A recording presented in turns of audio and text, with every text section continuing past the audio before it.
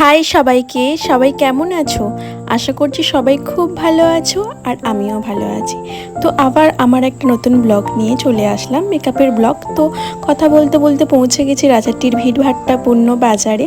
তো খুব সকালেই আজকে বেরিয়েছিলাম আর ওয়েদারটাও আজকে একটু মেঘলা মেঘলা ছিল। তো রাজাটির ভিড়ভাট্টা কাটিয়ে আমি পৌঁছে গেলাম একদম আইনিল কলেজের সামনে দিয়ে যাচ্ছি।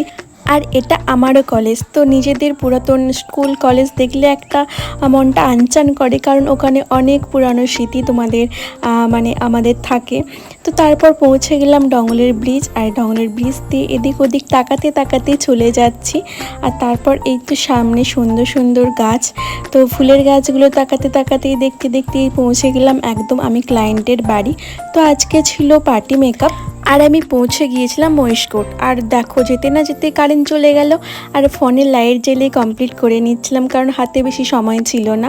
তারপর এই যে ছোট্ট বেবি কিউটটাকে রেডি করে নিচ্ছি। দেখো ওর এত সুন্দর বসে বসে রেডি হচ্ছিল, কি বলবো, ধীর স্থির হয়ে রেডি হচ্ছিল, যে ছটপট করছে তা নয়।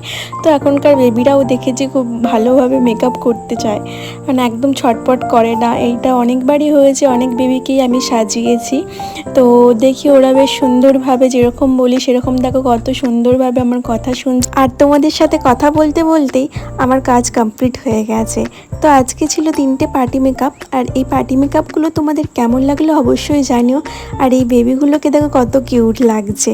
আর আসার সময় একটু শর্টকাট খুঁজছিলাম, যেহেতু অনেকটা দূর দিয়েই যেতে হয়েছিল, আর আমার বাড়ি থেকে অনেকটা দূর। আর এই শর্টকাট খুঁজতে গিয়েই হলো বিপদ। আমরা তো জানি না রাস্তা, তো মাঠের মাঝখান দিয়ে আসছিলাম, প্রচণ্ড খারাপ রাস্তা বলি হয়তো আরও দূর মনে হচ্ছে।